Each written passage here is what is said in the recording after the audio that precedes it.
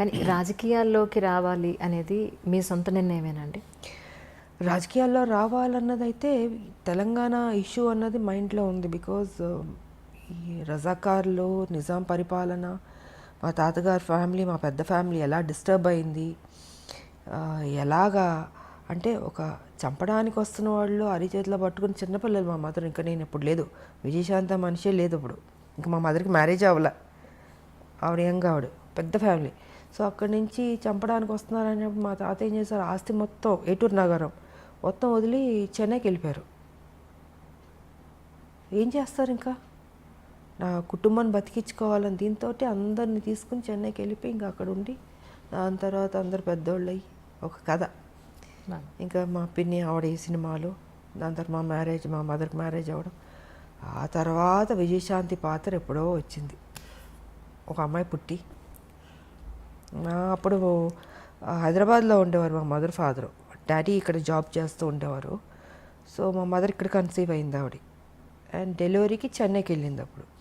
So ఇలాగా విజయశాంతి అప్పుడు బయట ప్రపంచానికి వచ్చింది.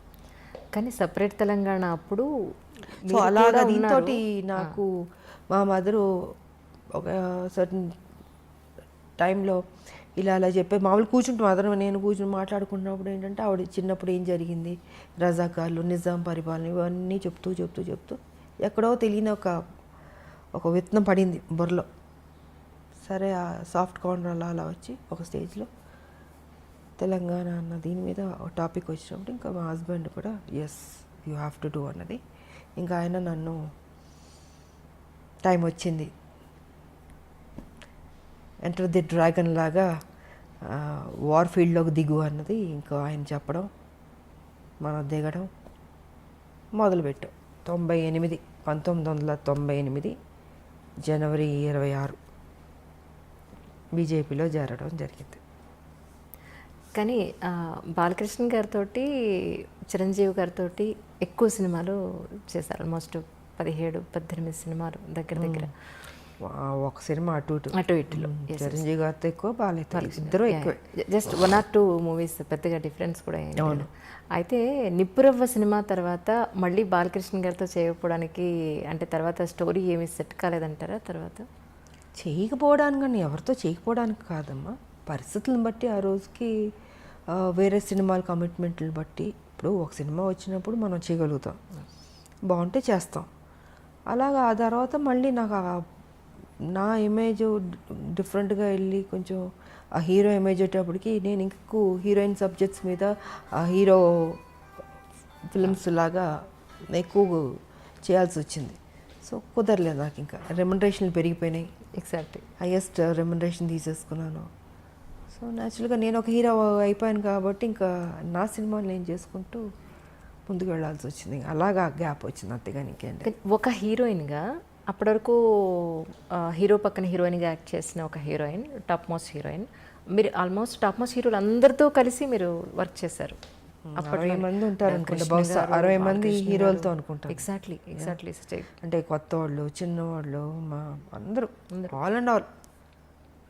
సో అలాంటి ఒక హీరోయిన్ తర్వాత మిమ్మల్ని బేస్ చేసుకుని స్టోరీస్ రావడం అనేది మొదలయ్యేది. దాని తర్వాత అలాంటి హీరోయిన్ని మళ్ళీ ఒక హీరో పక్కన పెట్టడం అని అంటే అది ఆల్మోస్ట్ ఇద్దరు హీరోల బరువు. ఒక మాట చెప్పాలంటే అది కథాపరంగా కానీ ఆర్థికంగా. అంటే హీరో ఇమేజ్ వచ్చిన తర్వాత కూడా గ్యాంగ్ లీడర్ చేశాను కదా. గ్యాంగ్ లీడర్ చేశాను, మెకానికల్ అల్లుడు చేశాను. సో చేశాను నేను, బట్ ఎక్కువ దాని మీద నేను ఫోకస్ పెట్టాను. ఇంకా హీరో ఇమేజ్ ఒకటో రెండో తప్ప, ఇంకా దాని తర్వాత కుదరలే. ఒక హీరోయిన్కి హీరోయిన్ సెంట్రిక్ మూవీస్ రావడం అనేది ఇక అది పీక్ పరాకాష్ట అంటారా మీ ఉద్దేశ ప్రకారం? అంతే కదా, నేనే ఊహించుకోలేదు అసలు నా లైఫ్లో ఇలాగ ఒక హీరో ఇమేజ్ వస్తుంది, నేను యాక్షన్ సినిమాలు చేస్తాను, ఎంత రిస్క్ తీసుకుంటాను, ఎంత హైయెస్ట్ పేడ్ హీరోయిన్ అవుతాను, నేను నా లైఫ్లో నేను ఊహించలేదు.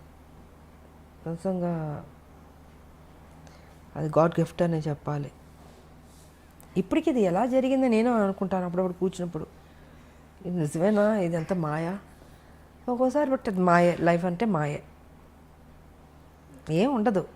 ఉన్నంతసేపే నాది అది ఇది అనుకుంటాం. చనిపోయిన నెక్స్ట్ మూమెంట్ ఎప్పుడు బాడీ తీసేస్తారు అనుకుంటారు. సో ఏది తీసుకెళ్ళాం మనం, నిజం. ఒకటే తీసుకెళ్ళేది, ఒక మంచి పేరు ఒకటే తీసుకెళ్తాం. ఉన్నంత వరకు మంచి చేసామా, ఎగ్జిట్ అయ్యామా, అదే చూసుకోవాలి. 10 మందికి ఉపయోగపడాలి, ఆ హెల్పింగ్ నేచర్ ఉండాలి. ఏది తీసుకెళ్ళినప్పుడు ఎందుకు స్వార్థం ఎందుకు ఉండాలి, ఎందుకు పిసినారులా ఉండాలి? 10 మందికి అన్నం పెట్టండి, కష్టం ఉన్న వాళ్ళని ఆదుకోండి. మీరు చనిపోయేటప్పుడు ఏమో తీసుకెళ్ళరు కదా, మరి ఎందుకు ఆ మెంటాలిటీ ఎందుకు అలా ఉంటుంది మీకు? అది కరెక్ట్ కాదనేది నేను చెప్పదలుచుకో.